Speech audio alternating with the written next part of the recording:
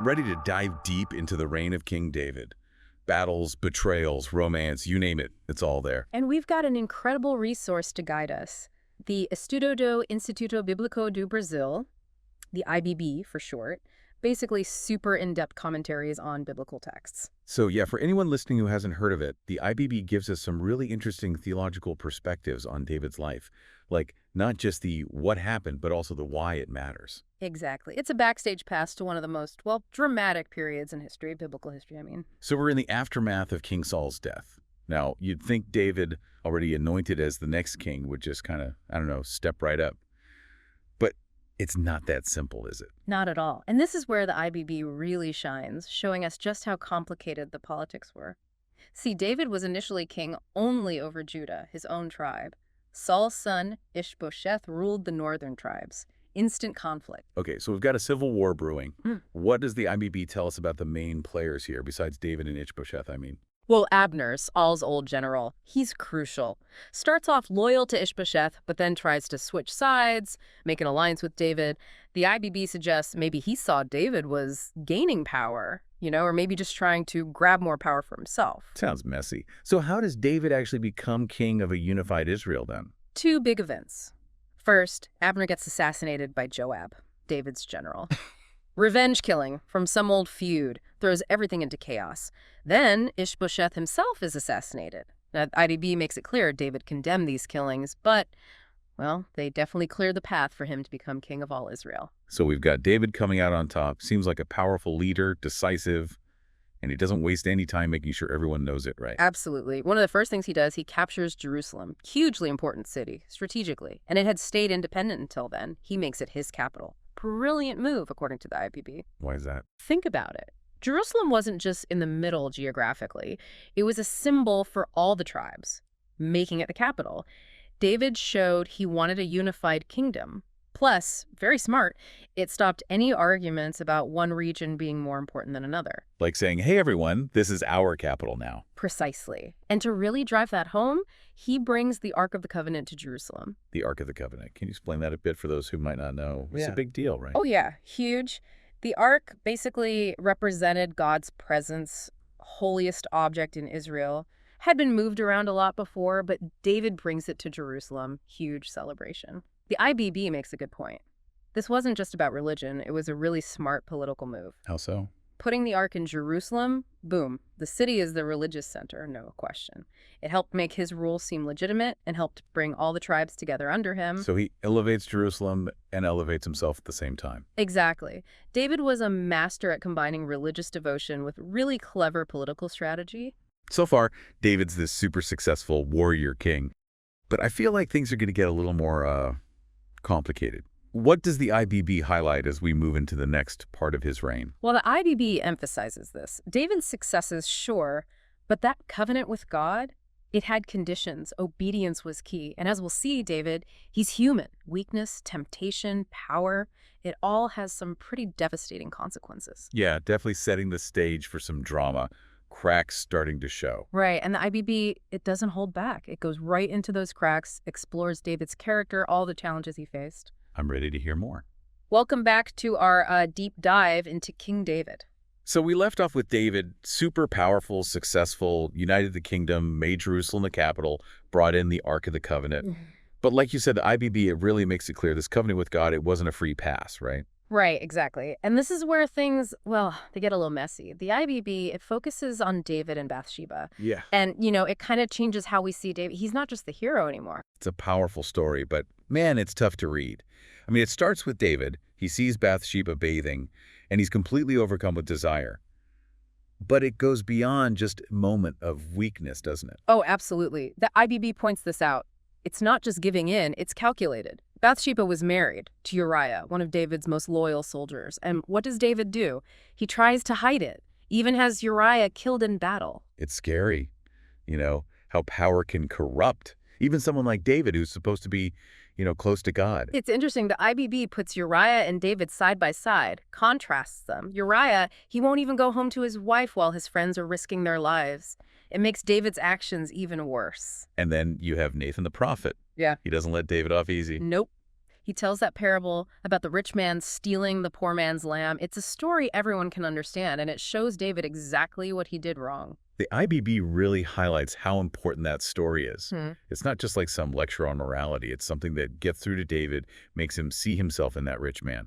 And it's only then, when Nathan says, "You are the man," that David really gets it. He realizes how bad it was. So he repents, God forgives him, but forgiveness, that doesn't mean there aren't consequences. The IBB is very clear about that, and it goes through the tragedies that happen afterward. First, the baby David has with Bathsheba dies. Then everything starts falling apart within David's own family. His son Amnon rapes his half-sister Tamar. Then Tamar's brother Absalom, he kills Amnon for revenge. It's like, I don't know, this cycle of violence that just spirals out of control. The IDB kind of suggests that these things, they're not just random events. They're connected to that breakdown in David's family that started with his sin. It's just awful. And it gets even worse. Absalom, he doesn't stop at revenge. Nope. He goes after the throne, starts a whole rebellion against his own father. It's like everything David worked for, uniting the kingdom, is being ripped apart, and by his own son. The IBB sees this rebellion as the final consequence of David's sin. It's not just personal anymore. It affects the whole nation. So tense. What does the IBB say about how David reacts to all of this? Well, instead of fighting Absalom, going to war with his own son, he actually leaves Jerusalem.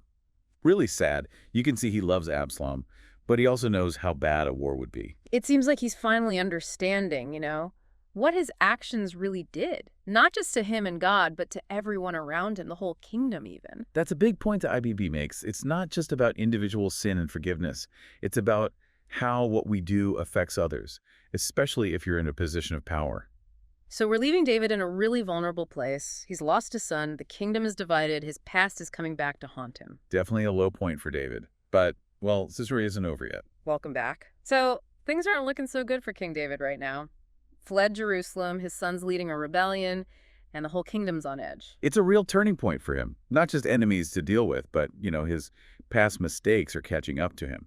Yeah, the IBB, it doesn't sugarcoat things. Yeah. You can see how heartbroken David is about the rebellion, and there's this feeling that, he's being hunted. Not just by Absalom's forces, but by his own past, too.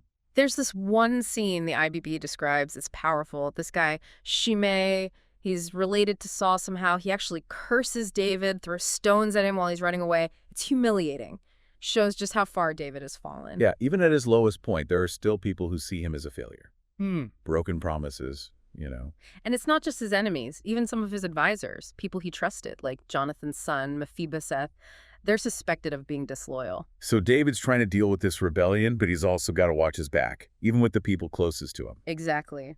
But the IBB, it shows us there are still some people who are loyal. Hushai, for example, he pretends to join Absalom, but he's actually working against him, like a double agent. Espionage, political games, wow.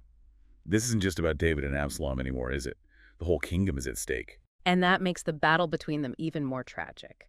David actually tells his men to spare Absalom, but he gets killed anyway. The IBB points out the irony there, Absalom gets caught by his hair hanging from a tree. A victim of his own vanity, trying to grab power he shouldn't have. It's a powerful image, right? Rebellion, trying to take shortcuts to power, it all leads to destruction. But even though Absalom was trying to overthrow him, David is devastated when he dies. It's a reminder that, beyond the politics, the power struggles, there's a father grieving for his son. The IBB really gets that. David, he's won, but he's also lost. A king, but a grieving father. Complicated emotions. So David goes back to Jerusalem, but he's changed. All that weight, his sins, betrayal, loss, the fact that power isn't as secure as he thought. His reign goes on, but yeah, there's this, the shadow over it. The IBB makes that clear. He wins more battles, becomes even more powerful, but it's different now. He has to deal with a famine. Then there's trouble with the Gibeonites, goes back to a broken oath Saul made, and more battles with the Philistines. Like he's paying for his own mistakes, and Saul's mistakes too. It shows what leadership really means, doesn't it? It's not just about being glorious. It's about dealing with what came before, making things right. But even with all that, the IBB, it also shows us how strong David's faith still is. Yeah. He still wants to honor God. Yeah, like when he buys that threshing floor from Araunah the Jebusite to build an altar to God. It's humility, repentance. Even a king has to answer to something higher. And that sets the stage for Solomon, his son, to build the temple that David wasn't allowed to, passing the torch A new beginning. Exactly. And that's what makes the IBB's take on David so interesting. It's not just a story about good and bad, winning and losing. It's about how complex people are. Faith, forgiveness, how our choices matter. We've covered a lot, haven't we? Battles, betrayals, politics, theology. And the IBB, it gives us this way of understanding it all, not just as history, but as something we can relate to. It's about being human, messing up, but also doing great things. So thinking about David all these years later, what does it all mean for us?